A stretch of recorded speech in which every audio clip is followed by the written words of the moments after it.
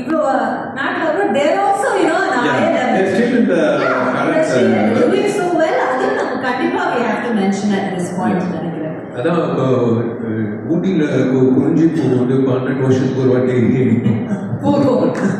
அந்த மாதிரி வந்து 12 வருஷம் கழிச்சு அப்படியே ஃப்ரெஷ்ஷாக இருக்கும். மழை படம் மாதிரியே இருக்காது. நீங்க பார்த்துருக்கீங்க. கண்டிப்பா when we saw that we felt I have to thank Richard and Srikanth sir. Richard வந்து உழைச்ச உழைப்பு, ஸ்ரீகாந்த் சார் வந்து என்னோட ரெகுலர் எடிட்டர்,